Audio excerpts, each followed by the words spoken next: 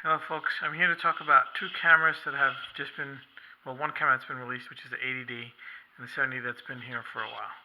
So this is the Canon 80D, and here's the 70D. Very similar in look and appearance and function for the most part. And if you're on the fence about deciding whether, well, should I get the 80D for a little bit more money or just get the 70D, it's been a proven camera. It does work well under most conditions, and it fits the bill for video and photography. Do you want to spend more money to get the 80D? Let's just say, to start off, that all these cameras take great pictures under certain conditions, right? So when there's sufficient lighting, when there's sufficient lighting to focus, when you're not demanding a high number of frames per second, both of these cameras do very well, right? The question comes into play is when there's extreme conditions where there's a lot of low light, or objects moving too fast, and you need to focus in low light, and whether the sorry about that, I lost my train of thought. The light there's not much light, but you need to focus in dark levels. It gets very difficult. Okay, and under some other cameras do better than these cameras. I just put up a little spreadsheet here, and if you guys can see it, but I'm going to try to read through it as to the difference in the three cameras, and probably their biggest competitor, which is the Canon. Which is the Nikon D7200. When the Canon 70D came out, Nikon, had the 7200. There were some good things about the D7200. Let's just say, if the 70D was comparing it to the D7200, here's where the D7200 outshines the 70D, right? Even though I bought the 70D. The D700 obviously has more megapixels, has 24 versus the Canon 70, which has 20 megapixels. It has 51 focus points, although I think only less than that is cross-tap. Meanwhile, this one has 19, all autofocus. Has a bigger buffer, so it can record more. Has a built-in intervalometer. Has a built-in headphone jack. So if you're doing video, this comes in, very handy. It has better focusing in low light, and this is where down to the EV as to like -3 or something. The Nikon D7200 can do a better job focusing or attaining focus at a lower light than the 70D. And it has customizable settings on the ring for certain, presets that you can create on your own that are always ready to use. So when it came to photography, the D7200 had better HDR dynamic range, more megapixel, and obviously better being able to focus in low light.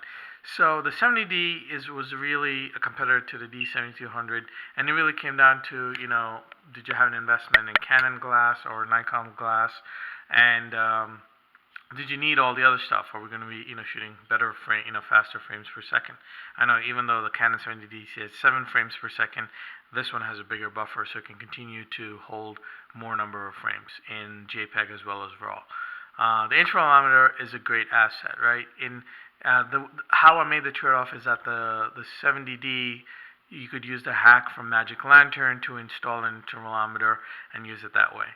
So it sort of did have it, although not out of the box.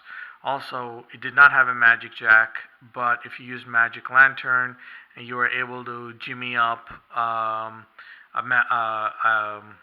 headphone jack. You're able to jimmy up a headphone jack using the USB port, using some wiring or buying something off of Amazon for like $10, $15 or something like that. So again, not out of the box did you get a headphone jack, but it was doable using Magic Lantern. It's one of the reasons why I want the 70D, so that these other two things made up for it. However, there's no hack for being able to focus in low light if you're ever in that condition. If you're not going to be in that condition, hey, no big deal. 70D will fit the bill. Or if you're not being in a condition where you need very good dynamic range in low light, the 70D will do better. So that's one of the reasons why I want this. Plus, you can't go wrong with the fact that it has a touch screen, and it has touch screen as well as an articulating screen. The D7000 does not have that, right? It does not have the articulating screen, and obviously it's not touch screen, and obviously it doesn't focus with autofocus in video mode. So there were drawbacks in the D7200 when it came to video, but it did offer a headphone jack, which was a serious flaw, I think, in the Canon, that they did not offer that feature. They offered a microphone and a remote, whatever else, but they didn't offer it out of the box. So now comes the 80D, right, which does a better job of everything compared to 70D, as well as it outshines the D7200 when it comes to the megapixels. We're looking at 24 and 24, 45 focus points, all of them across SAP. It has a bigger buffer, so they can shoot more, frames both in JPEG and in RAW. It has a built-in intervalometer. It has a built-in head jack. It has NFC, which the 70D lacked, but I believe the D7200 did have an NFC.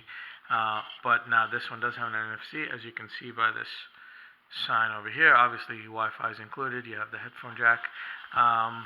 And it does a better job, based on what I read, autofocusing at low light, which I haven't tried yet. And you can still hack it with Magic Lantern to do a bunch of other stuff. So basically, between 80D and 70D, 70D is a better comparison, a better worthy competitor, I should say, to the D7200, not only when it comes to video, but also in terms of image quality, being able to focus in lower light, being able to have higher dynamic range. This one does a better job. And on top of that, it also has the customizable C1, C1, C2, let me turn it around. C1, C2 for custom setting of video. Of audio. Of photo settings for ISO, shutter speed, and all that. So, like, if I want to switch from being, portrait to landscape, whatever, all I have to do is flip the two without going through a lot of settings. So, definitely, I would say the 80D is a worthy upgrade, even though if you look at the price, this is $900. You're looking at a $200, almost a $200 increase in price for the body. Personally, I think it's worth it. Again, it really comes down to what you need to do. Again, if you're not in those conditions where you need to focus in low lighting, the 70D will obviously fit the bill and do it. You can pick up used or refurbish whatever of the 70D at a lower price than the 900 that's available at Amazon. Obviously, new on this one is $1,200. I mean, it just came out, so you could expect the price to be pretty steep. Will probably reduce over time. Also, the grip on the, personally, let's just compare the back. There are some minor differences between the two. The Q and the P, the play is a little bit different. Menu info. Oh, this is much more angled instead of straight on top. I don't know. I think everything else is pretty much the same. These buttons are different. I think the screen size is the same. Nothing fancy there. All these other buttons are pretty much the same.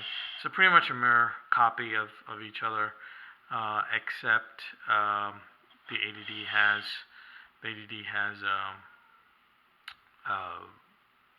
the C1, C2 customizable settings you can pick. The one thing that I do like about the Nikon is that the hooks for the straps, they come up on top up here, and with the triangle, so you can move it any which way without adding any strain. But these don't. I hate this thing on the side. But anyway, it's something that I've learned to live with, considering I have all Canon glass, and I'm staying with Canon. But I think the 80D is definitely a worthy competitor to the D7200. I don't know what D7300 or D7500 will have in store for us. You never know. Nikon may actually come out with an articulating lens. But, it's kind of weird because they've always had the buttons over here on the left-hand side, and they're very good, like, quick for the ISO and whatnot. Canon has tried to make everything operable by one finger, right? You could change the drive mode, you could change the ISO. Some of the things I would do, and white balance setting is also something I mostly leave it in auto, but I do change the ISO every now and then. So, in that sense, Canon makes it everything so you can operate it out of one hand if your other hand is busy. But with Nikon, you are forced to do both hands. So anyway, thanks for watching. Have a great one.